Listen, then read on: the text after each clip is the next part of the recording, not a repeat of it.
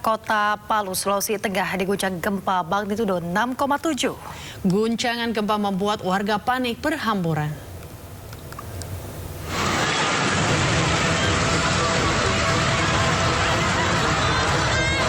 Ratusan siswa, guru, dan orang tua yang hadir dalam acara kelulusan sebuah sekolah berhamburan panik saat gempa mengguncang.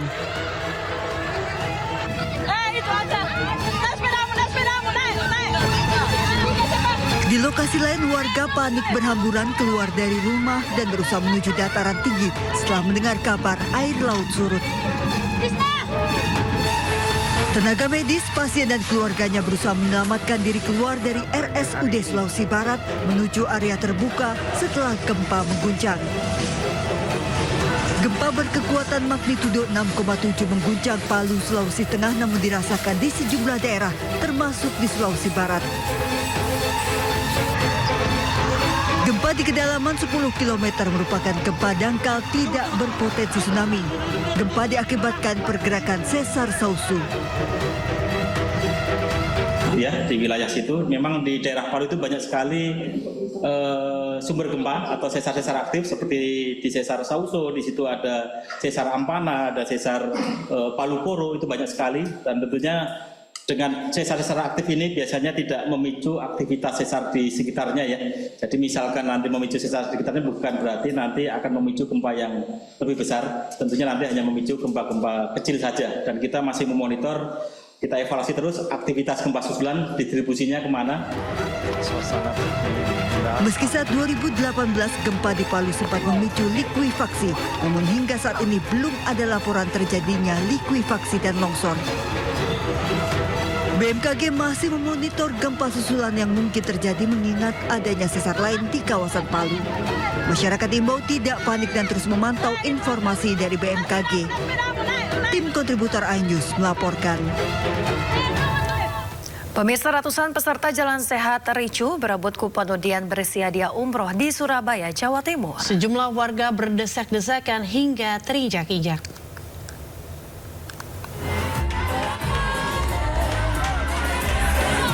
Ribuan peserta Jalan Sehat di Surabaya, Jawa Timur terlibat ricu dengan panitia acara.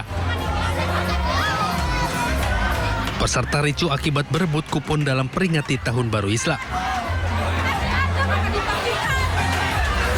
Dan itu peserta kecewa karena pembagian kupon sudah habis diberikan. Akibat antusiasnya acara dan berebut kupon, sejumlah warga berdesak-desakan hingga terinjak-injak sampai pingsan. Kericuan peserta diduga adanya berbagai hadiah atau door prize, salah satunya umroh. Sekitar 50% dari berjalan kaki nggak ada yang dapat. Yang dijelek-jelekan hobinya. Saya lihat barusan di pembagian konsumsi, ya di bagian konsumsi nggak dapat karena nggak dapat kupon. Jadi maksudnya nggak dapat kupon dan kasihan yang jalan-jalan. Bapak Ibu sekalian lihat tadi ada sedikit crowded dan akhirnya kita putuskan acara ini walaupun tetap berlangsung tetapi untuk pengundian door prize tidak kita lanjutkan. Dalam door prize yang dijanjikan penitia terbilang menggiurkan, mulai dari televisi, laptop, kulkas, sepeda motor, hingga paket umroh. Meski sempat ricu, acara Jalan Sehat 1 Muharram bisa diatasi oleh panitia. Dari Surabaya, Jawa Timur, Rahmat Ilyasan, iNews melaporkan. Pemirsa, seorang pencuri babak belur usai diamuk massa di Palembang, Sumatera Selatan. Pelaku yang membawa senjata berjenis pistol juga sempat melukai warga.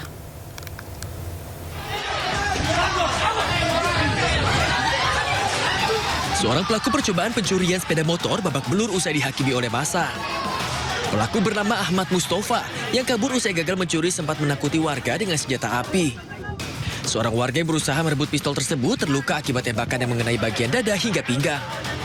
Saat melarikan diri juga disebut sempat melukai seorang warga menggunakan senjata tajam serta melepaskan tembakan ke udara. Melakukan pencurian itu di Alfamart. Terus kepergok warga, ialah kabur dari situ. Ialah masuk ke kampung kami. Jadi ketemu kami lah kami kepung juga orang itu. Pas kami kepung dia metukar senjata api, terus dia nembak ke warga. Pelaku yang babak belur usai diamuk massa akhirnya dibawa ke Polsek Ilir Timur 1 Palembang. Sementara korban terluka langsung dilarikan ke rumah sakit untuk mendapatkan perawatan medis. Dari Palembang, Sumatera Selatan, Guntur, iNews melaporkan.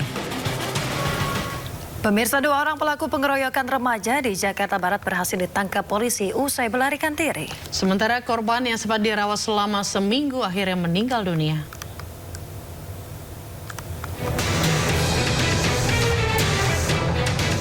Dua orang pelaku pengeroyokan hingga tewas terhadap seorang pelajar di depan stasiun Grogol, Jakarta Barat berhasil ditangkap.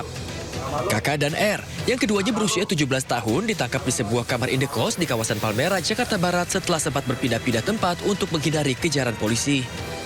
Dari tangan kedua pelaku, polisi mengamankan barang bukti sebuah senjata tajam jenis kelewang dan baju pelajar korban bersimbah darah. Pertama atau eksekutor berinisial KK, umur 17 tahun, kami amankan di Palmerah, Jakarta Barat, bersama dengan R, 17 tahun juga, kami amankan sampai di Polsek Grogol Petamburan. Motif pelaku ini karena dulunya sering ejek-ejekan dengan sekolah IPIP Petojo. Ini temannya Julian dibegal nih. Sebelumnya korban dibacok pelaku saat menuju sebuah warung kopi bersama seorang temannya. Korban yang bersimbah darah sempat dirawat di rumah sakit dan di rumah selama 1 minggu.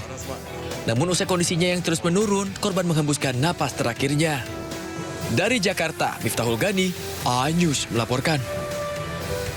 Pemirsa, aksi seorang pemuda sempat menghebohkan pengunjung Manado Town Square, salah satu pusat perbelanjaan di Manado, Sulawesi Utara. Pemuda tersebut mengamuk sambil membawa senjata tajam. Pengunjung Manado Town Square panik dan heboh berlarian karena terdapat seorang pemuda bertelanjang dada masuk mal sambil mengamuk dengan membawa 2 senjata tajam di kedua tangannya. Pengunjung pun bergerak cepat membantu petugas keamanan dengan juga membawa kursi bahkan tangga aluminium agar dapat menghentikan pergerakan pemuda tersebut.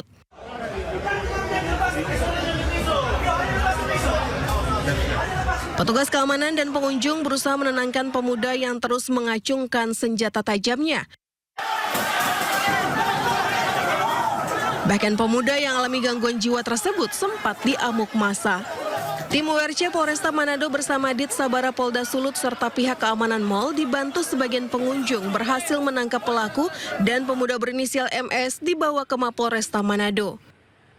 Setelah diinterogasi, pemuda yang berbuat onar tersebut dibawa ke Rumah Sakit Jiwa Ratumbuisang, Kalasei karena hasil wawancaranya tidak terarah. Si awal, namun yang bersangkutan tidak cakap untuk menjawab beberapa pertanyaan. Sehingga kami dari pihak kepolisian berkoordinasi dengan Dinas Sosial dan Satpol PP untuk tindak lanjutnya akan dilakukan tes kejiwaan di Rumah Sakit Jiwa di Kalasei. Hasil pemantauan atau dari personil kepolisian yang ada di Mantos bahwa hingga saat ini tidak ada korban yang terluka dari masyarakat atas kejadian tersebut. Biasa. Pemirsa, aksi brutal seorang pria sadarkan diri di tengah jalan desa di Kabupaten Tuban, Jawa Timur. Akibat kejadian ini, korban mengalami luka serius di bagian kepala. Aku udah dikeperuin dulu. Warga merekam aksi brutal seorang pria yang menganiaya pria lainnya hingga bersimbah darah di tengah jalan desa di Kabupaten Tuban, Jawa Timur. Peristiwa ini terjadi di Dusun Telogopule, Desa Perungguhan Kulon. Warga berulang kali meneriaki pelaku agar menghentikan aksinya. Namun pelaku tetap saja menganiaya korban. Akibat penganiayaan ini, korban tidak sadarkan diri dengan kondisi luka serius di kepala. Belum diketahui motif penganiayaan. Namun menurut kepala desa setempat, pelaku dan korban tidak saling kenal. Kita belum tahu terkait dengan penyebab terjadinya kejadian itu. Yang jelas dari keterangan kedua belah keluarga kemungkinan besar ya tidak kenal satu dengan yang lain. Dan polisi telah mengantongi identitas pelaku yang kini masih dalam pengejaran. Dari Tuban, Jawa Timur, Pipit Wibawanto, iNews melaporkan. Pemirsa, kekerasan terhadap pekerja migran Indonesia kembali terjadi. Kali ini seorang PMI wanita dianiaya 4 orang di Malaysia gara-gara dituduh telah membuat anak majikannya terjatuh.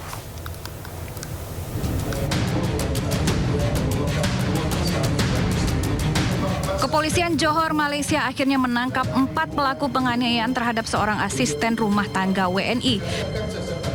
Seluruh pelaku ditangkap usai video penganiayaan viral di media sosial. 4 pelaku adalah warga Johor, yaitu pasangan suami istri. Menurut keterangan polisi setempat, penganiayaan PMI terjadi pada Juli 2025 silam. Pihak kepolisian masih menyelidiki motif penganiayaan dan diduga kekerasan serupa juga terjadi pada 2 asisten rumah tangga lain yang juga berasal dari Indonesia. Disyaki memukul pembantu rumahnya yang disyaki pada masa itu adalah. Berdasarkan rilis, saat ini pihak KJRI Johor Bahru telah menjemput 2 orang ART yang diduga menjadi korban kekerasan majikan mereka. Pemerintah telah memberikan perlindungan di tempat tinggal sementara. Video penganiayaan seorang asisten rumah tangga Indonesia viral di media sosial. Korban dianiaya oleh 4 orang majikannya di Johor Bahru dan diduga karena telah membiarkan anak majikannya terjatuh. Namun setelah pemeriksaan CCTV belakangan diketahui bahwa anak tersebut terjatuh sendiri. Tim Liputan melaporkan. Sementara itu pemirsa, Duta Besar luar biasa dan berkuasa penuh Republik Indonesia untuk Malaysia, Raden Dato' Muhammad Iman Hascaria, mengapresiasi pihak yang peduli terkait kasus ART Indonesia yang dianiaya majikannya di Johor. KJRI Johor Bahru kini memberikan perlindungan kepada para ART yang dianiaya tersebut.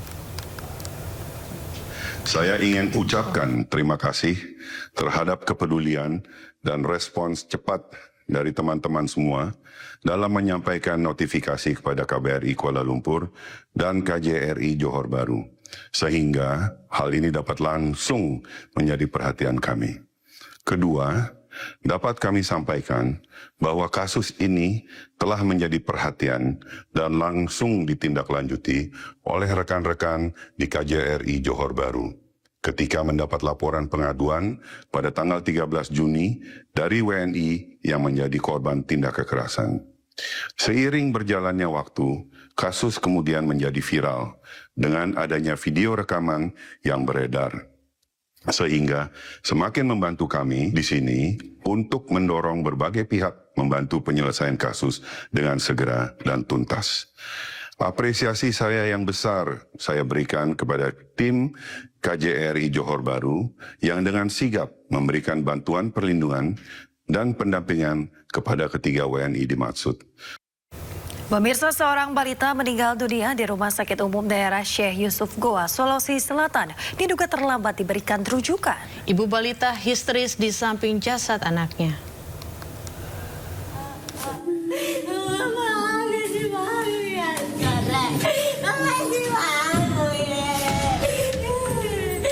Seorang balita laki-laki berusia 2 tahun meninggal dunia sesaat setelah tiba di ruang IGD Rumah Sakit Syekh Yusuf Goa. Balita ini meninggal dunia di IGD setelah sempat mengalami demam tinggi selama 4 hari. Ibu balita yang tidak kuasa melihat anaknya sudah tak bernyawa, menangis histeris. Balita meninggal saat masih menjalani perawatan oleh tim medis sekitar pukul 3 dini hari. Pasien meninggal di IGD sempat diduga terlambat diberikan rujukan. Pihak Rumah Sakit RSUD Syekh Yusuf menyatakan pasien sudah dalam kondisi demam tinggi. Kondisi memang sudah sangat berat. Dia datang dari rumah dengan demam di hari keempat disertai dengan sesak berat dan kondisi yang agak kuning pada seluruh tubuh. Ya. Saat itu kita memberikan rekomendasi rujukan menghubungi 3 rumah sakit tujuan. Pihak rumah sakit menolak memberikan rujukan secara langsung sebelum ada konfirmasi dari rumah sakit rujukan. Dari Goa, Sulawesi Selatan, Hukma iNews melaporkan. Pemirsa, terpergok hendak curi motor seorang pemuda di Lumajang, Jawa Timur ditangkap warga. Selain itu, 3 pelaku pencurian sepeda motor yang kerap mengancam korbannya dengan menggunakan senjata mirip airsoft gun di Kabupaten Bekasi, Jawa Barat ditangkap.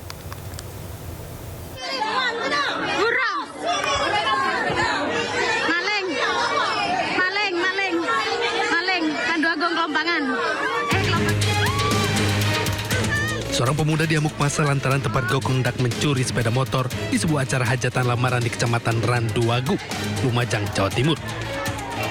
Warga yang geram dengan aksi pelaku langsung menangkap dan mengikat kedua tangan pelaku.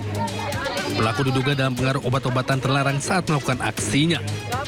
Aksi pelaku tergolong nekat lantaran beraksi saat kondisi sedang ramai hajatan. Polisi masih melakukan penyelidikan lantaran diduga pelaku lebih dari 1 orang. Selain itu, 3 pelaku pencurian sepeda motor yang kerap mengancam korbannya dengan menggunakan senjata mirip airsoft gun di Kabupaten Bekasi, Jawa Barat ditangkap. Salah seorang pelaku merupakan residivis yang kerap kali melakukan pencurian kendaraan motor.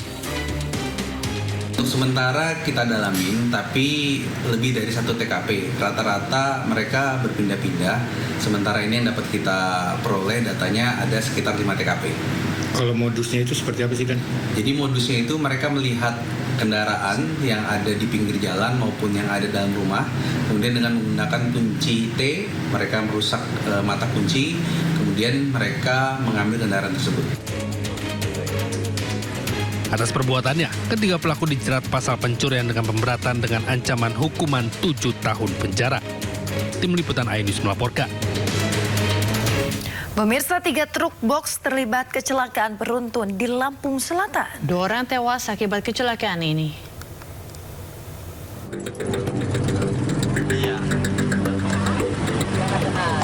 Tiga truk box ringsek setelah terlibat kecelakaan beruntun di Jalan Lintas Trans Sumatera, Dusun Buring, Kecamatan Penengahan, Lampung Selatan. Benturan keras menyebabkan bagian depan kendaraan hancur dan muatan paket yang diangkut tumpah berserakan di bahu jalan. Dugaan sementara kecelakaan dipicu oleh salah satu truk yang mengalami remblong saat melaju dari arah Bakauheni. Truk tersebut tak terkendali dan menabrak 2 kendaraan di depannya. Menurut saksi mata, selain melaju dengan kecepatan tinggi, beban muatan yang berat diduga menjadi faktor penyebab sopir tidak mampu mengendalikan kendaraan. Salah satu kendaraan dari arah Bakauheni yang menuju Bandar Lampung mengalami diduga mengalami gagal fungsi pengereman sehingga menabrak kendaraan yang di depannya, mengakibatkan 2 kendaraan yang berada di depan dan yang menuju arah Bakauheni terlibat laka lantas. 2 orang sopir truk meninggal dunia di lokasi kejadian akibat terjepit badan kendaraan. Akibat peristiwa ini, arus lalu lintas sempat mengalami kemacetan panjang. Proses penyelidikan masih dilakukan untuk mengetahui penyebab pasti kecelakaan. Dari Lampung Selatan, Lampung, Heri Fulistiawan, iNews melaporkan.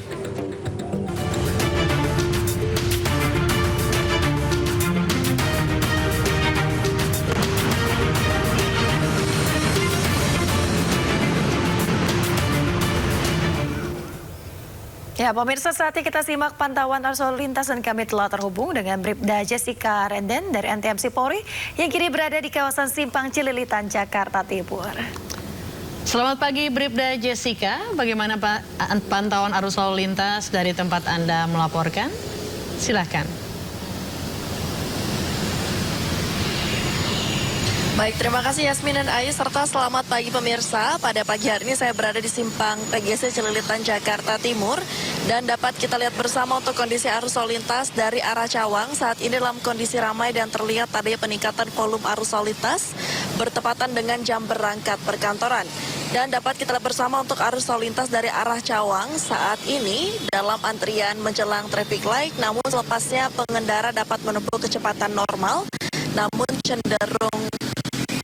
Sedangkan untuk kondisi arus lalu lintas dari arah Dewi Sartika juga kendaraan datang silih berhenti menuju ke kawasan PGC Cililitan, Jakarta Timur. Kami himbau sedikit mengurangi kecepatan saat mendekati persimpangan karena jumlah kendaraan cukup banyak dan meningkat pada pagi hari ini.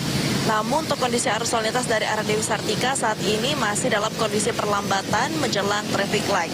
Sedangkan untuk kondisi arus lalu lintas dari arah Kramat Jati sendiri menuju Cililitan, saat ini terjadi perlambatan percepatan juga di antrian traffic light dan didominasi oleh kendaraan roda 2. Kami mengimbau kepada setiap pengendara, terutama pengendara roda 2 untuk dapat berhenti di belakang garis stop pada saat mengantri di antrian traffic light agar tidak mengganggu kelancaran arus lalu lintas dari arah lainnya. Sedangkan untuk Untuk kondisi arus lalu lintas dari arah Halim saat ini dapat berlangsung dengan kondusif lancar selepas antrian traffic light dan juga didominasi oleh kendaraan roda 4 juga angkutan umum. Kami mengimbau kepada setiap pengendara di kawasan ini untuk dapat mentaati aturan lalu lintas dan tidak menerobos antrian traffic light dikarenakan adanya pertemuan arus pada kawasan ini. Dan berdasarkan data RSMS Korlantas Polri, angka kecelakaan lalu lintas seluruh Indonesia dalam kurun waktu 1 kali 24 jam sudah terjadi 136 kasus laka lantas dengan rincian 12 meninggal dunia, 9 luka berat dan 93 luka ringan. Dari 136 kasus laka lantas tersebut, 93% terjadi pada jalan non-tol. Faktor penyebab laka dikarenakan gagal menjaga jarak aman dan hilang konsentrasi saat mengemudi, dan sekitar 18 laka korbannya adalah pegawai swasta. Untuk itu kami himbau kepada para pengendara, mari tertib berlalu lintas untuk menciptakan keamanan, keselamatan, dan kelancaran arus lalu lintas. Untuk kondisi arus lalu lintas lengkapnya, Anda dapat menghubungi call center kami di 15669, juga dapat mengecek Instagram kami di @korlantaspolri.ntmc. Stop pelanggaran, stop kecelakaan, keselamatan milik kita bersama, salam presisi, dan kembali ke studio. Ya, terima kasih Bribda Jessica Renden atas laporannya dari kawasan Simpang Cililitan, Jakarta Timur. Selamat bertugas kembali dan salam presisi.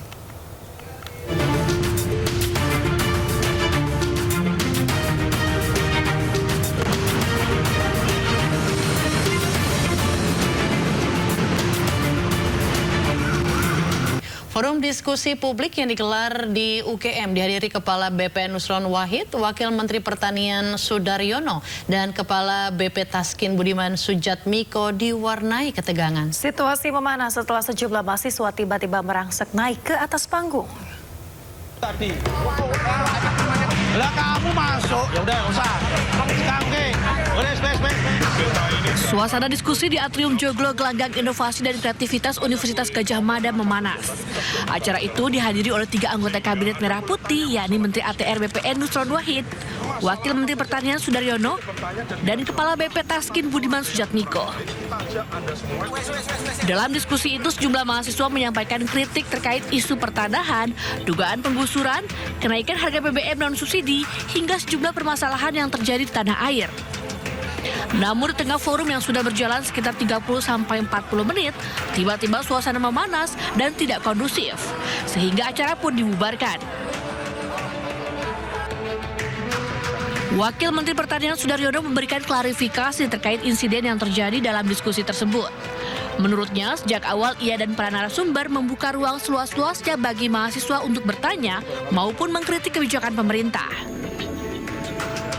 Saya, Pak Nusron, dan Pak Budiman, ya, hari ini kan kita mencoba untuk bisa berdialog dengan semua pihak, khususnya pihak kampus, dan kami datang ke UGM, ya, dan sudah direncanakan lama. Kemudian juga kita sudah izin dengan pihak UGM-nya, pihak berwenangnya, dan ini bukan event yang pertama. Kemudian ya kita jelaskan, intinya adalah kami bertiga hadir untuk secara demokratis kita berdiskusi. Ditanya apa aja nggak ada masalah. Kita ditanya apa aja nggak ada masalah. Dihadiri kayak apa aja kita oke, nggak ada masalah. Jadi kita udah jalan bagus. Kemudian ya ada diskusi di situ gitu. Nah kemudian ada sekelompok orang kemudian mengganggu dan tidak menginginkan adanya dialog itu. Para narasumber juga menyampaikan permohonan maaf kepada mahasiswa yang hadir dengan niat berdiskusi namun tidak dapat mengikuti forum secara optimal akibat situasi yang terjadi. Tim Liputan iNews melaporkan.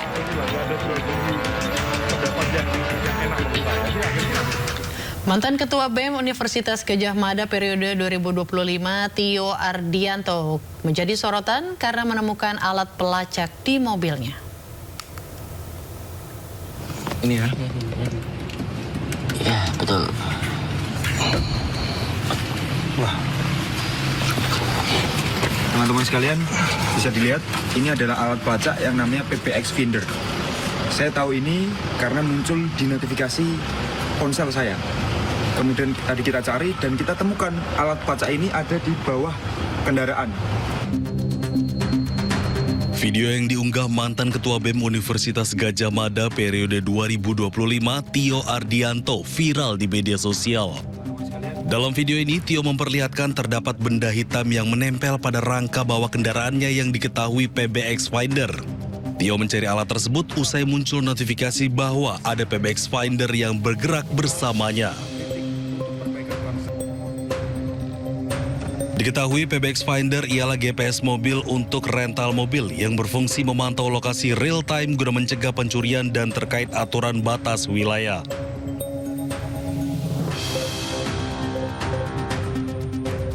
PBX Finder merupakan perangkat wireless dengan ukuran kecil dan terkoneksi dengan Bluetooth ponsel.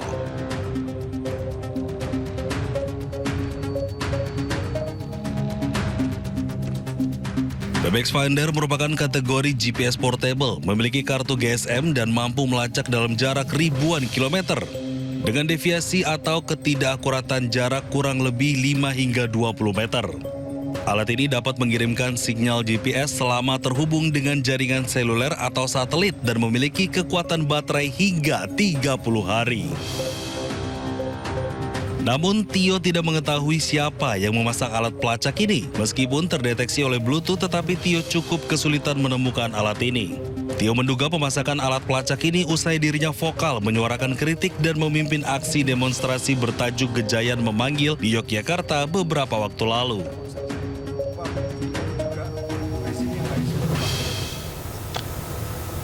Mahkamah Konstitusi menggelar sidang gugatan terkait penggunaan anggaran pendidikan untuk program makan bergizi gratis atau MBG. Dalam sidang ini, para pemohon yang terdiri dari orang tua, guru, dan juga murid mempersoalkan alokasi dana pendidikan untuk program MBG yang dinilai berpotensi mengganggu pemenuhan hak atas pendidikan. Anggaran yang besar dan berkelanjutan. Dalam kondisi tersebut, dalam sidang yang digelar di Mahkamah Konstitusi, sejumlah perwakilan penggugat hadir sebagai saksi dari pihak guru maupun orang tua murid. Ahli dari perspektif hukum menyatakan Mahkamah perlu menimbang secara cermat antara hak atas pendidikan dan hak atas pangan dengan melihat tingkat kerugian. Apabila kerugian di sektor pendidikan dinilai lebih besar, maka penggunaan anggaran pendidikan untuk MBG dapat dinyatakan tidak proporsional. Banyak guru, terutama guru honorer di seluruh Indonesia, yang merasakan dampak dari pelaksanaan program makan bergizi gratis. Mahkamah Konstitusi akan menjadi penentu dalam menilai apakah penggunaan anggaran pendidikan untuk program MBG telah sesuai dengan prinsip konstitusi. Dalam kondisi tersebut, jadi dari survei tersebut, kemudian ada beberapa tema utama yang dikatakan oleh teman-teman guru. Ketidakpastian karir guru, kesejahteraan menurun, pemotongan tunjangan, anggaran pendidikan berkurang, beban kerja meningkat, ketimpangan kebijakan, dampak psikologi. Apa yang dikatakan oleh guru? Saya ragu melanjutkan karir sebagai guru. Saya kurasi dari ratusan tersebut jadi 11 lagi. Guru di Depok SMA Negeri Jawa Barat status P3 tepat waktu. Dia mengatakan terdapat banyak komponen kesejahteraan yang justru hilang. Jam tambahan mengajar tidak dibayarkan. Tugas sebagai wali kelas tidak mendapatkan honor. Dan peran sebagai pembina kegiatan tidak memperoleh kompensasi dan seterusnya. Guru SMA Negeri di Kediri Jawa Timur P3 tepat waktu. Mungkin hakim bisa melihat nama aslinya, tidak saya sampaikan di sini. Alokasi dana pendidikan untuk kesejahteraan dan masa depan guru dalam beberapa tahun terakhir ini dan utamanya tahun ini semakin mencekik secara psikologis. Maaf, ini kata-katanya begini. Ini memuakkan. Tidak jarang kami menerima peringatan jika bersuara atau bergerak yang dianggap mengancam status quo, entah itu pemanggilan atau bahkan pemutusan kontrak. Ada banyak lagi guru SD di Banyuwangi, Jawa Timur, P3 tepat waktu mengatakan begini. Ini harus saya sampaikan karena ini kesaksian, bukan kata-kata saya. Saya sebagai guru yang sekarang baru dianggap P3 kapan waktu sungguh sangat resah akan keberlanjutan status saya. Apalagi jumlah gaji yang diterima saya sebagai P3 kapan waktu sangat rendah. Akhirnya mau tidak mau saya membandingkan jumlah pendapatan yang diperoleh petugas SPPG. Sementara itu, Badan Gizi Nasional akan menghentikan sementara penyaluran makan bergizi gratis atau MBG sepanjang masa libur sekolah. Langkah ini diambil guna mengambil langkah perbaikan dan juga menerapkan sistem manajemen di lapangan. Sekolah itu stop penyaluran? Iya, stop untuk yang semasa libur sekolah sambil kita membenahi. Ya pemirsa, kita beralih ke informasi selanjutnya. DPR meminta Badan Gizi Nasional melaksanakan momen penyetopan MBG ke siswa selama liburan sebagai evaluasi menyeluruh. Ya, DPR melihat desain dan juga pelaksanaan MBG bermasalah sejak awal. Ini desain sejak awal, desain dan perencanaannya memang bermasalah ya, sehingga hari ini kita melihat berbagai permasalahan seperti yang kita ketahui ya, jual beli titik ya, lalu jumlah titik yang jauh lebih banyak dibandingkan dengan yang dibutuhkan. Kemarin Pak Menko Pangan, Pak Zulhas juga sudah menyampaikan ada kelebihan 7.000-an titik, dan di luar itu ternyata ada sekitar 13.000 titik yang sedang dalam proses pembangunan. Jadi kalau 27.000 titik ditambah lagi dengan 13.000 titik yang sedang dalam proses pembangunan, maka total titik hari ini ada 40.000 titik. Ya, kalau dikalikan 3.000 berarti kan sekitar 120 juta. Apakah memang ada 120 juta penerima manfaat yang membutuhkan MBG hari ini? Itu kan sebenarnya kan tidak, kan artinya mengada-ngada. Nah, tadi sudah kami sampaikan kepada Ibu Nani dan teman-teman di BGN untuk merancang ulang desainnya. Apakah tetap menggunakan desain seperti sekarang atau dikombinasi misalnya dengan dapur-dapur sekolah ya, school based kitchen di daerah-daerah tertentu, atau seperti apa. Nah, mereka meminta waktu mungkin 1 bulan ke depan, saya belum tahu berapa lama. Saya rasa dalam sebulan ini mereka harus sudah mempunyai rencana blueprintnya akan seperti apa ya. Apotek-apotek di Indonesia mulai merasakan dampak nyata pelemahan rupiah. Harga obat-obatan melonjak hingga 20% dan warga pun terpaksa urung membeli.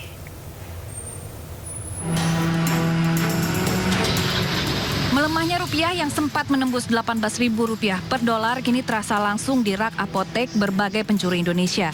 Di Mandailing, Natal, Sumatera Utara, hampir seluruh jenis obat naik 10 hingga 20%. Mulai dari obat sirup, tablet, hingga obat injeksi dan cairan infus. Akibatnya banyak warga yang tak jadi membeli. Turun lah Bang, terakhir orang nggak jadi beli Bang. Oh, ada juga gitu, harganya, Bang. Karena tinggi harganya ya. Kondisi yang sama juga terjadi di Parepare, Sulawesi Selatan. Harga obat dan vitamin naik 10 hingga 15%, terutama untuk obat berbungkus plastik.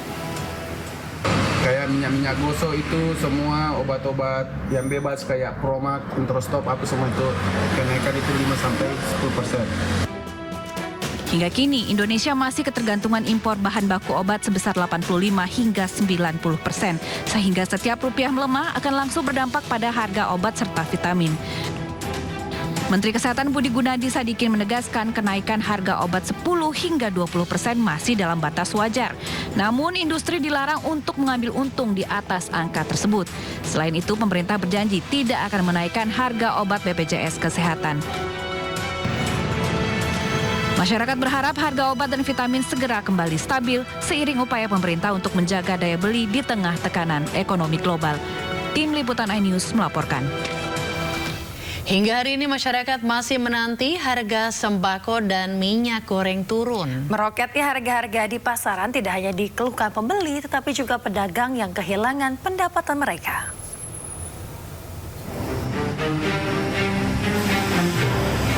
Dari hari ke hari, harga pangan di pasar belum menunjukkan tanda-tanda akan turun. Situasi ini berdampak ke berbagai lapisan masyarakat, tak terkecuali kepada pedagang kaki lima. Di Cirebon, Jawa Barat, akibat kenaikan harga bahan baku, pedagang gorengan keliling nyaris kehilangan pendapatan mereka. Pedagang risau karena semakin hari pembeli gorengan juga semakin berkurang. Plastik, minyak jadi ikut naik semua, terigu, aci naik. Ya. Naiknya harga-harga tuh gimana? Yang harus sih. Minyak goreng minyak kita menjadi salah satu bahan pangan yang beberapa waktu terakhir terus mengalami kenaikan harga. Di Bandung, Jawa Barat terdapat perbedaan harga mencolok antara pedagang pasar dengan Bulog. Fenomena ini terjadi diduga karena distributor menaikkan harga lebih tinggi dari harga eceran tertinggi yang telah ditetapkan pemerintah. Akibatnya selain mahal, kini minyak kita langka di pasaran. Minyak kita sekarang di kisaran 21.000 kalau dari distributor lain. Kecuali kalau ada dari ini Bulog bisa 15.700 per liter. Di Mandailing, Natal, Sumatera Utara, minyak goreng subsidi minyak kita sudah sulit ditemukan sejak 2 pekan terakhir. Kelangkaan ini disebabkan terhentinya pasokan dari distributor hingga membuat para pedagang harus menjual stok lama dengan harga jauh di atas head. 1 liter minyak kita kini dijual seharga Rp21.000 hingga Rp22.000 per liter atau hampir mendekati harga minyak goreng kemasan premium. Tim Liputan iNews melaporkan.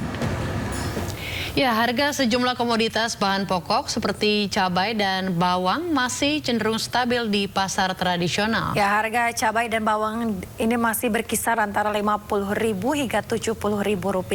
Namun menurut pedagang, jumlah pembeli justru semakin menurun. Dan berikut laporan Amrina Rida bersama juru kamera Oki Mahendra dari Pasar Tomang, Jakarta Barat. Pemirsa, beberapa hari terakhir ini kita ketahui bersama bahwa harga sejumlah bahan-bahan dapur sembako ini mengalami kenaikan. Nah, saat ini kami tim iNews sedang berada di Pasar Tomang, Jakarta Barat untuk memantau bagaimana harga-harga bahan dapur mulai dari bawang dan juga cabai. Nah, kita akan tanyakan langsung ke pedagang di kios ini bagaimana harga dari cabai pada hari ini. Halo, selamat pagi Pak. Pak, boleh kenalin dulu namanya Bapak siapa Pak? Saya Pak Parlan. Oke, Pak Parlan, saya mau nanya dong Pak, kalau beberapa hari terakhir kemarin kan katanya untuk harga misalnya cabai ini mengalami kenaikan. Nah, kalau di sini tuh sekarang harganya lagi naik normal atau seperti apa Pak? Misalnya cabai rawit merah, cabai keriting seperti itu. Kalau untuk sementara ini ya relatif stabil ya, karena dipicu adanya dari daerah nggak begitu banyak kegiatan orang hajat. Jadi di sini nih harganya udah mulai normal. Harga-harga cabai rawit merah yang semula itu di kisaran 80, 85 sekarang udah bisa dijual 70, 75 rawit merah. Cabai merah besar juga udah mulai turun banyak. Dari kemarin masih 65, 70 sekarang udah bisa jual 50.000 yang super. Cabai keriting juga udah stabil lah. 55, 60. Kalau kualitasnya nggak bagus-bagus amat bisa 50. Cabai hijau juga relatif stabil 60.000. Pokoknya harga-harga bisa terkendali lah. Pak, kalau cabai kan tadi harganya sudah mulai normal seperti itu. Tapi kalau untuk bahan dapur seperti bawang merah, lalu juga bawang putih, ini seperti apa Pak harganya sekarang? Kalau bawang putih itu relatif stabil ya, dari bulan-bulan yang lalu sampai sekarang aja nggak ada kenaikan, nggak ada perubahan harga, hampir sama. Tapi kalau bawang merah itu ya mengikuti perkembangan aja, kadang-kadang harganya tinggi banget, harganya normal. Kalau untuk sekarang ya kisaran 65, 70 itu pun kalau super full. Kan barangnya macam-macam. Kalau yang bagus-bagus gini emang harganya harus mahal, karena kita dapat barangnya juga mahal. Tapi kalau yang asal bawang-bawang gitu murah, paling 50.000 juga dapat per kilonya. Pak Parlan, ini beberapa hari terakhir ini kan memang beberapa pembeli tadi saya juga tanyai mengatakan bahwa ekonomi sedang lesu sendiri. Nah, kalau Bapak sendiri gimana sih Pak harapannya terkait dengan ekonomi Indonesia ke depannya seperti apa Pak? Ya kalau emang beberapa hari, bahkan bukan hari, bulan-bulan ini aja daya beli masyarakatnya itu berkurang banget. Karena dipicu mungkin nggak ada duitnya kali ya untuk belanja banyak gitu. Yang pasti banyak kegiatan-kegiatan. Saya sendiri sih bukan orang politik ya, tapi banyak berpengaruh banget dengan adanya MBG ini. Kalau menurut saya pribadi orang pasar kayak saya, MBG udahlah nggak diadain aja dulu, biar nanti kita itu bisa masuk ke pasar tuh orang belanja bawa duit gitu aja. MBG juga nggak begitu menunjang banget. Kalau emang mau kasih MBG semua dong, sama pedagang-pedagang pasar nih kasih MBG semua, biar jangan anak-anak aja gitu. Itu aja. Terima kasih Pak Parlan atas waktunya. Selamat lanjut aktivitas kembali ya Pak. Nah pemirsa, seperti itu tadi adalah keterangan dari Pak Parlan selaku pemilik kios. Begitu gimana sekarang untuk harga sejumlah bahan-bahan pangan, misalnya cabai, lalu juga bawang merah, bawang putih. Ini masih cukup normal, di mana cabai ini sekarang berkisar di antara 70.000 hingga 80.000. Namun seperti yang Pak Parlan tadi sampaikan bahwa para pedagang di sini ini berharap agar nantinya dari pemerintah bisa mengeluarkan kebijakan agar daya beli masyarakat ini bisa kembali seperti semula dan ekonomi bisa lancar seperti sedia kala. Dari Jakarta, Amrina Rida, Oki Mahendra, iNews melaporkan.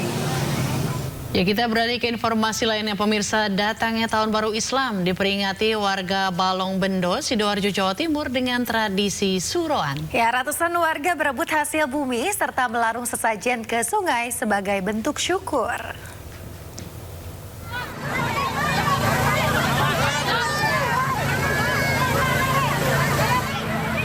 Ratusan warga desa Bogempinggir, Balong Bendo, Sidoarjo gelar tradisi suroan.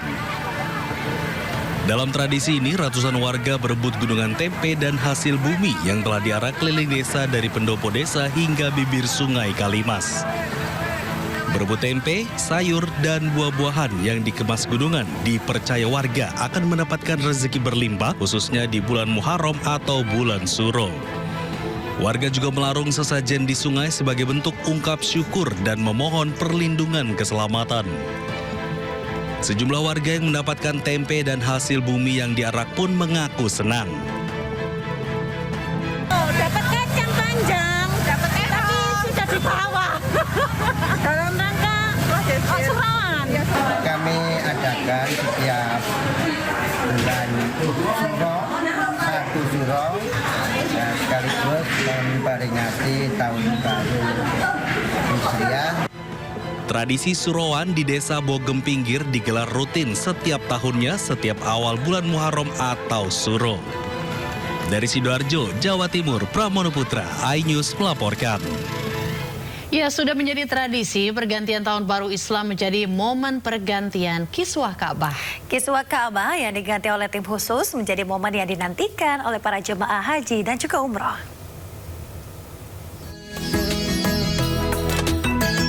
Malam pergantian tahun baru Hijriah, prosesi pergantian Kiswah Ka'bah digelar dengan khidmat di tengah lautan jemaah di Masjidil Haram yang megah.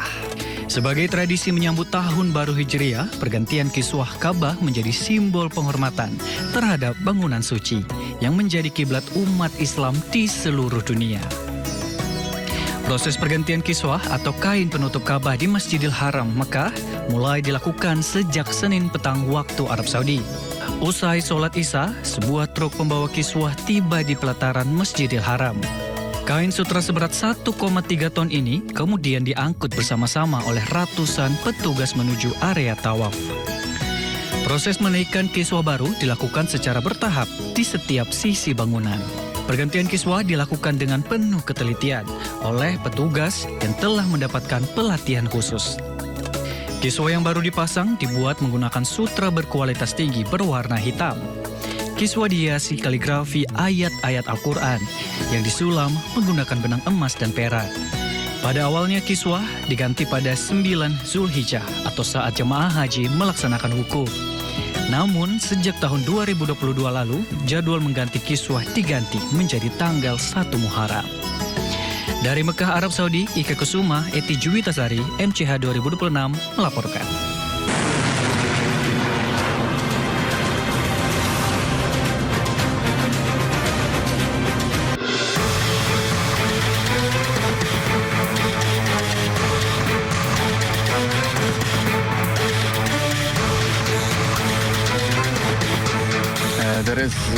The Israelis did try to destroy the entire area. یادداشت تفاهم 3 بار از کلمه لبنان استفاده شد.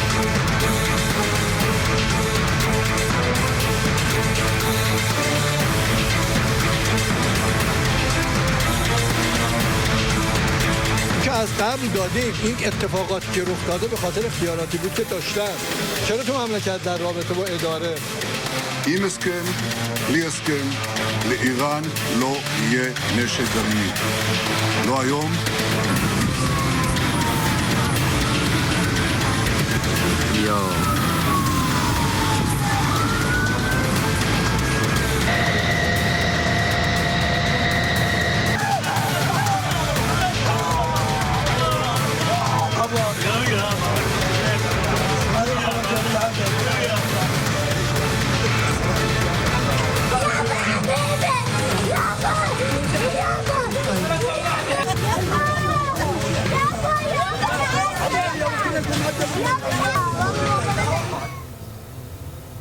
Pemirsa, rudal Hizbullah terus menggempur pasukan Zionis Israel di kota Al-Qantara di Lebanon Selatan.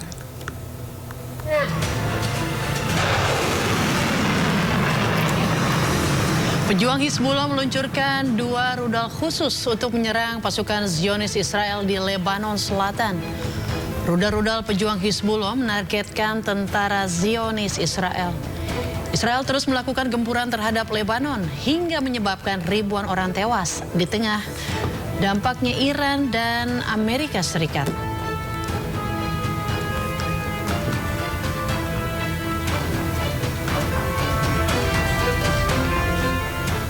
Pemirsa, drone pejuang Hizbullah kembali menargetkan tank Merkava milik Zionis Israel di Lebanon Selatan. Serangan membuat kendaraan militer hancur.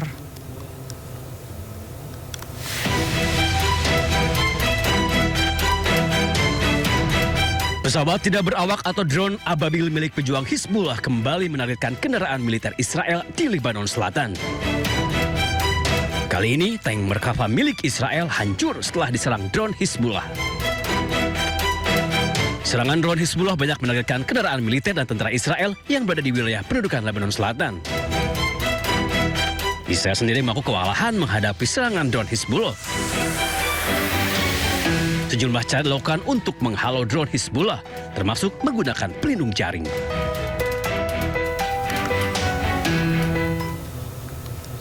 Pemirsa, pasukan Israel menyerang seorang wanita muda di kota Al-Azariah, Yerusalem. Ya, penyerangan dilakukan di depan sebuah apartemen hunian. Pemirsa, sebuah rekaman video menunjukkan seorang wanita muda diserang oleh sejumlah pasukan Israel di Yerusalem. Wanita tersebut terlihat ditarik paksa hingga terjatuh. Ia terlihat hendak dibawa secara paksa menuju mobil militer Israel yang terparkir di depan bangunan. Penyerangan dilakukan di depan sebuah apartemen hunian di kota Al-Azariah, Yerusalem yang diduduki oleh Israel. Belum diketahui alasan maupun identitas wanita yang diserang pasukan Israel tersebut.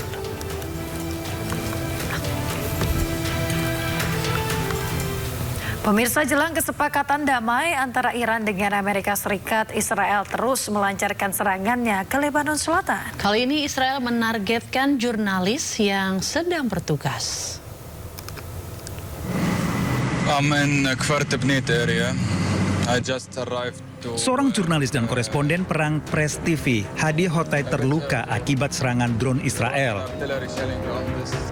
Saat kejadian, Hadib sedang bertugas di bundaran Arnaon Yohmor Kfar Tibnit dekat Nabitieh, Lebanon Selatan. Tiba-tiba terdengar suara tembakan yang menyasar dirinya. Padahal saat itu, Hadi sedang menggunakan rompi dengan helm bertuliskan Press. The Israelis did try to destroy the entire area.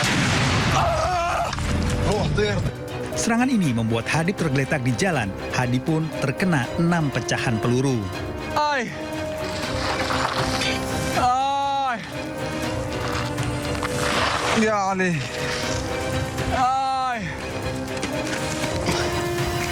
هذا استهداف للصحفيين هيدا استهداف متعمد للصحفيين ما كان معي حدا بالسيارة ما كان في حدي حدا ما كان في قدامي حدا ما كان في وراي حدا الدرون كبت القنبلة علي كان فيها تكبها مثل وقت الاسناد ووقت الهول متعودين عليها نحن لو الدرونات يعني برمت هيك انفجرت وراي وقعت على الارض ما عادش قدرت اتحرك جري فقدت السيطره عليهم هلا الحمد لله بس لانه الاصابات يعني على ضربه الشظايا فاتوا بجري من ورا ما عادش قدرت اتحرك ضليت اسحاف لحد ما اجوا الشباب جابوني. Insiden ini terjadi di tengah ketegangan berkelanjutan di perbatasan Lebanon dan Israel. Serangan kepada jurnalis yang menggunakan pengenal Press melanggar hukum internasional. Pemirsa, drone pejuang Hizbullah kembali menargetkan tank Merkava milik Zionis Israel di Lebanon Selatan. Serangan membuat kendaraan militer hancur.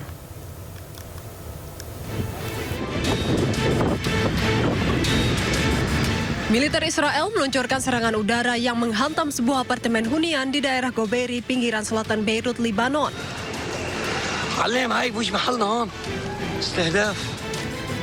Akibatnya 3 orang tewas dan 15 lainnya luka-luka. Militer Israel berdalih menargetkan kelompok pejuang Hizbullah di Beirut.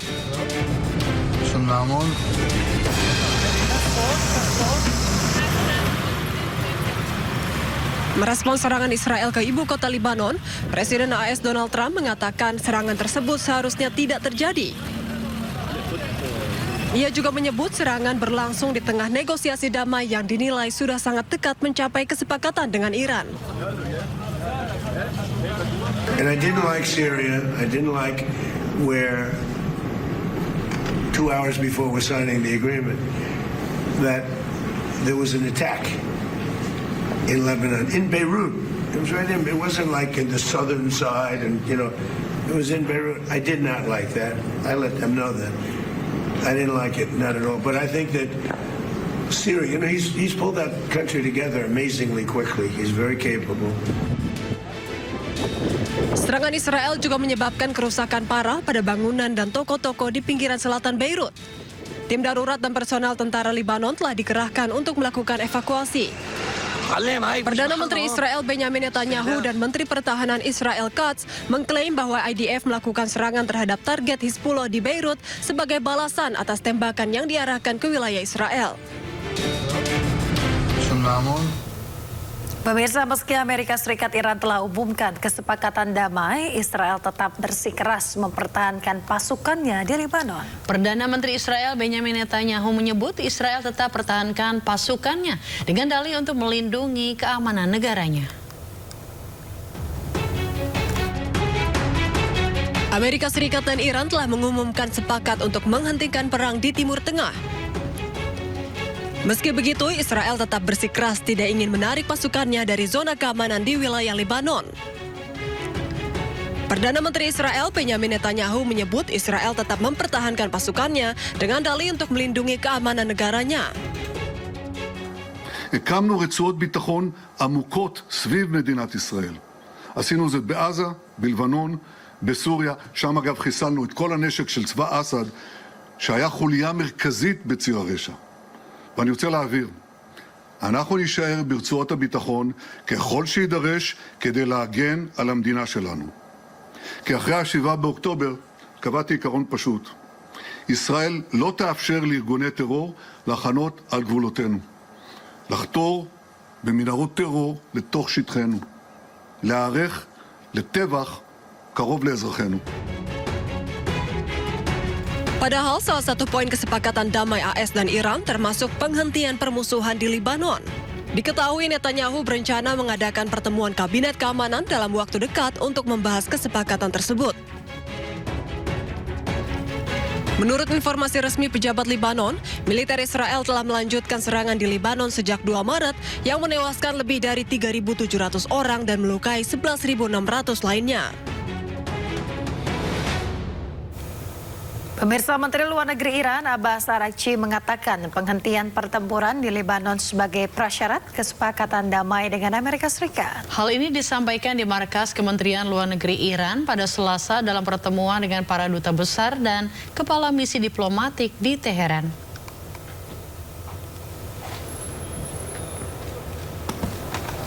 Menlu Iran Abbas Araghchi menyebut unsur terpenting dari memorandum adalah penghentian permusuhan secara permanen, termasuk Lebanon.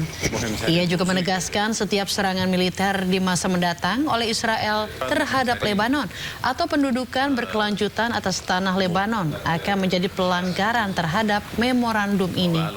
Sebelumnya hari Minggu 14 Juni, Trump mengumumkan bahwa Amerika Serikat telah mencapai kesepakatan dengan Iran untuk mengakhiri konflik. Babak baru negosiasi Iran-Amerika Serikat akan dimulai setelah penandatanganan resmi berlangsung pada hari Jumat mendatang.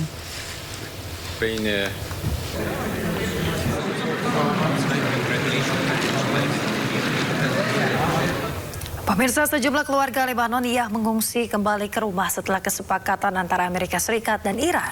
Mobil-mobil dengan barang bawaan yang melintas melewati pos pemeriksaan Angkatan Darat Lebanon.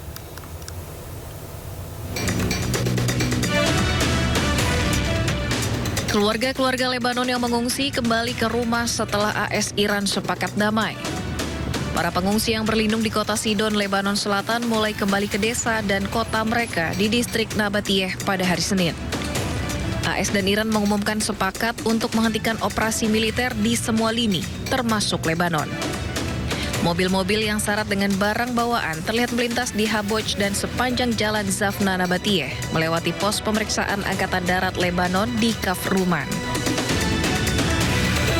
بلدنا مرفان الراس بفضل ايران ونبي بري مش دولتنا بعتنا وبتراب ودم الشهداء راجعين بفضل دم الشهداء. اسرائيل ما فيها علينا ما فيها يا اهل الجنوب.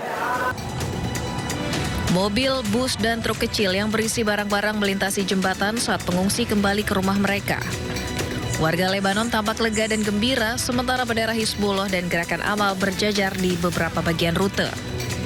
Namun tentara Lebanon menghimbau warga untuk berhati-hati saat kembali ke desa dan kota perbatasan selatan, mengingatkan warga dari resiko pelanggaran dan serangan dari Israel.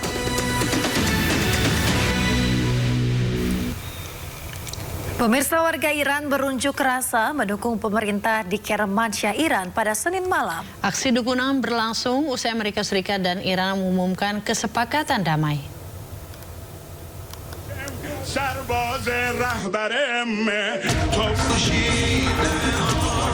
Warga Iran turun ke jalan untuk mendukung pemerintah usai Amerika Serikat dan Iran mengumumkan kesepakatan damai. Aksi unjuk rasa tersebut berlangsung di Kermansyah, Iran pada Senin malam.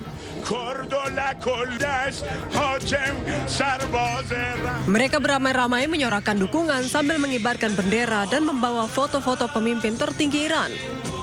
Para demonstran mengungkapkan kegembiraan atas kesepakatan damai dan berharap segera berakhirnya konflik di Timur Tengah. Ya, pemirsa, warga Tel Aviv bereaksi terhadap pengumuman Donald Trump terkait dengan kesepakatan damai Amerika Serikat dan Iran. Sejumlah warga menyatakan ketidakpuasan, sementara yang lain menyambutnya demi perdamaian di kawasan tersebut. I don't think that's good for Israel to be stopped in terms of our ability to retaliate. I think Hezbollah will always try and terrorize the north and terrorize Israel. They're never going to stop despite whatever agreement they have with either the Lebanese government or the U.S. government. It's all vacuous, it's empty, it's just ink on a paper. Hezbollah will continue to fire rockets 100%.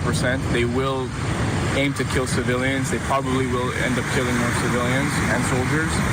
I don't think it's in Israel's favor or interest to hold back when they keep violating Israeli sovereignty.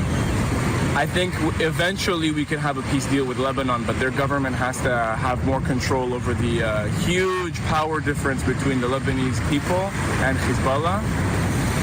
So until then, I think it will probably just be a tit-for-tat situation. I don't think the agreement is good. I have a lot of friends in Iran, a good person, and just for her, for my friend, they're going to keep the war, just to destroy the Hamas. Only the Hamas, not the Republic Islamic and all the extremists all over the world. I think it's very important for people to be free. I think that war is always a mistake, but we have consequences, you know. There is two countries in this game, so it's hard, but we try to do it right. We need a peace. We, Israel and Iran, all of us, all the people, I think all of us need this peace. All of us want quiet, want good life. We don't want war. Pemirsa, Kementerian Luar Negeri China menyambut baik kesepakatan Amerika Serikat Iran untuk mengakhiri perang. China berharap Amerika Serikat dan Iran akan menandatangani nota perdamaian sesuai dengan waktu yang ditentukan. 我和伊朗就第一阶段谅解备忘录内容达成一致，表示欢迎，对巴基斯坦所做的斡旋努力表示赞赏。中方希望美伊如期签署第一阶段谅解备忘录，希望相关各方坚持和平选择，通过对话谈判解决问题。中方愿同国际社会一道，为早日恢复中东海湾地区和平安宁继续发挥积极作用。 Pemirsa, sebuah bangunan di atas trotoar di kawasan Jalan Ambon, Kota Bandung, Jawa Barat mendadak viral di media sosial. Bangunan di atas saluran air yang juga dijadikan garasi pribadi tersebut akhirnya dibongkar petugas Satpol PP.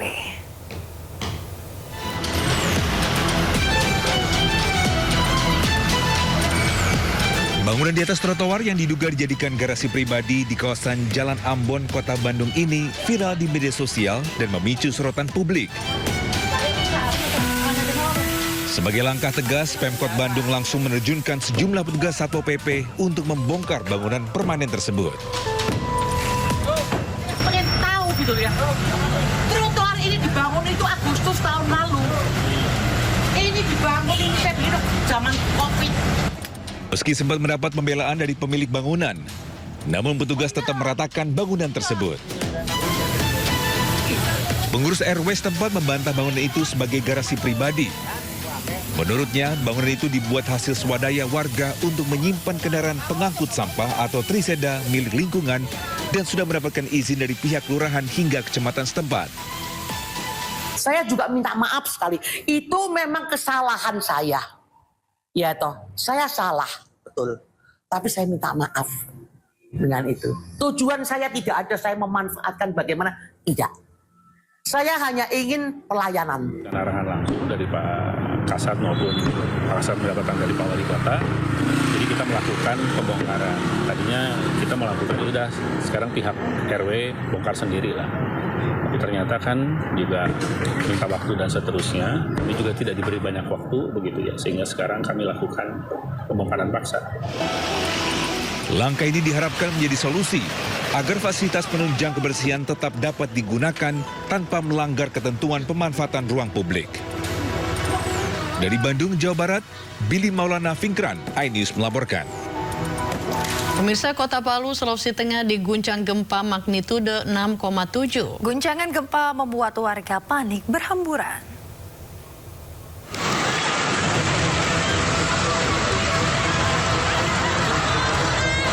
Ratusan siswa, guru, dan orang tua yang hadir dalam acara kelulusan sebuah sekolah berhamburan panik saat gempa mengguncang.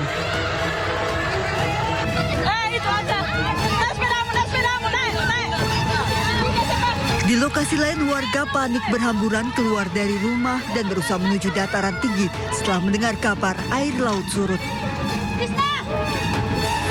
Tenaga medis, pasien dan keluarganya berusaha menyelamatkan diri keluar dari RSUD Sulawesi Barat menuju area terbuka setelah gempa mengguncang.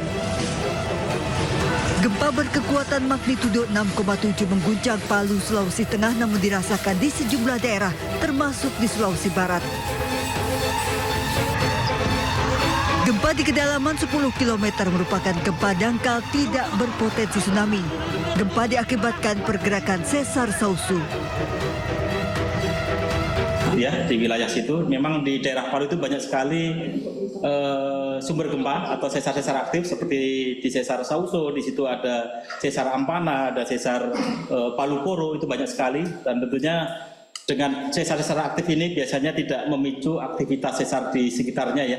Jadi misalkan nanti memicu sesar di sekitarnya bukan berarti nanti akan memicu gempa yang lebih besar. Tentunya nanti hanya memicu gempa-gempa kecil saja. Dan kita masih memonitor, kita evaluasi terus aktivitas gempa susulan, distribusinya kemana. Meski saat 2018 gempa di Palu sempat memicu likuifaksi, namun hingga saat ini belum ada laporan terjadinya likuifaksi dan longsor. BMKG masih memonitor gempa susulan yang mungkin terjadi mengingat adanya sesar lain di kawasan Palu. Masyarakat diimbau tidak panik dan terus memantau informasi dari BMKG. Tim kontributor iNews melaporkan. Ratusan peserta Jalan Sehat ricu berebut kupon undian berisi hadiah umroh di Surabaya, Jawa Timur. Sejumlah warga berdesak-desakan hingga terinjak-injak.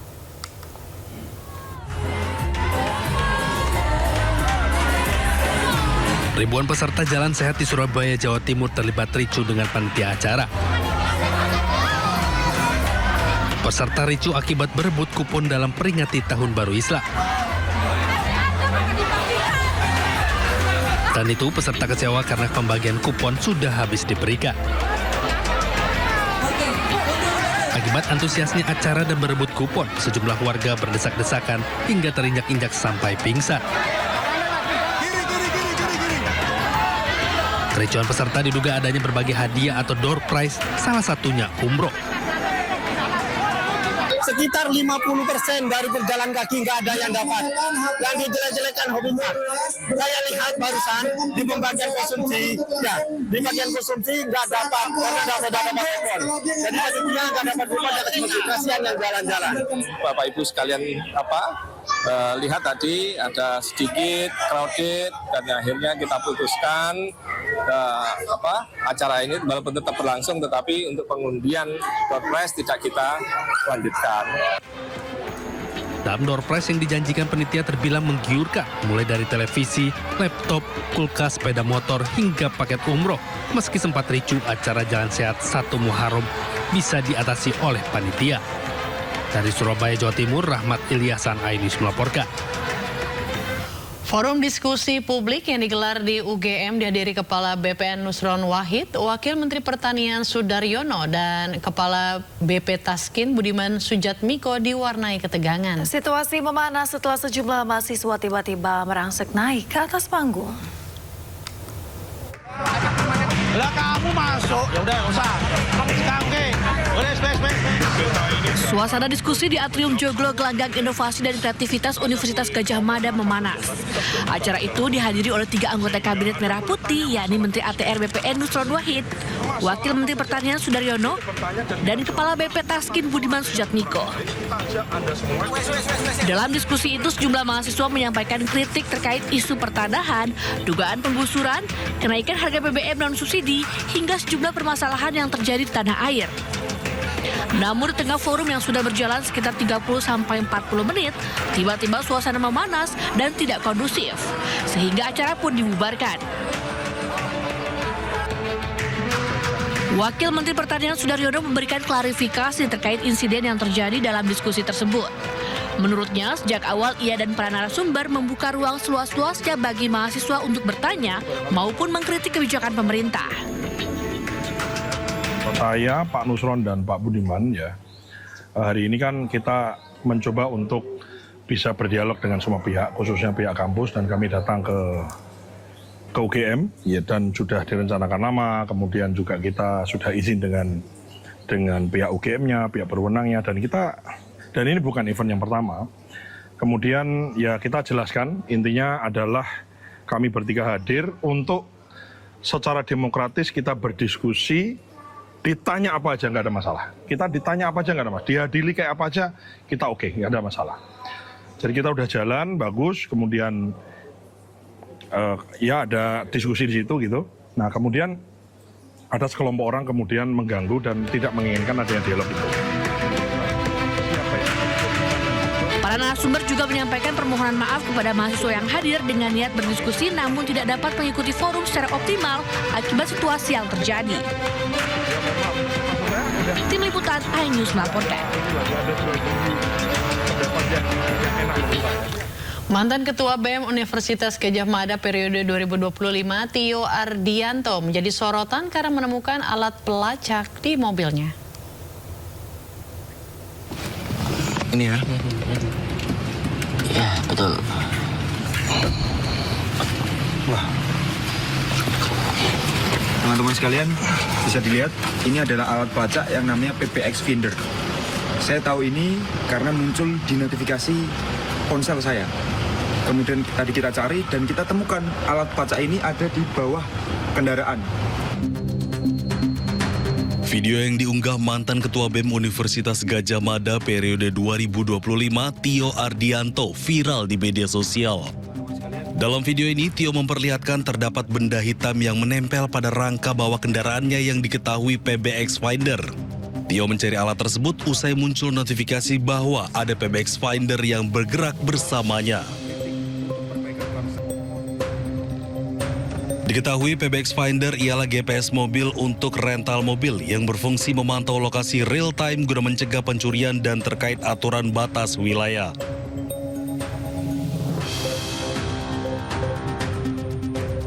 PBX Finder merupakan perangkat wireless dengan ukuran kecil dan terkoneksi dengan Bluetooth ponsel.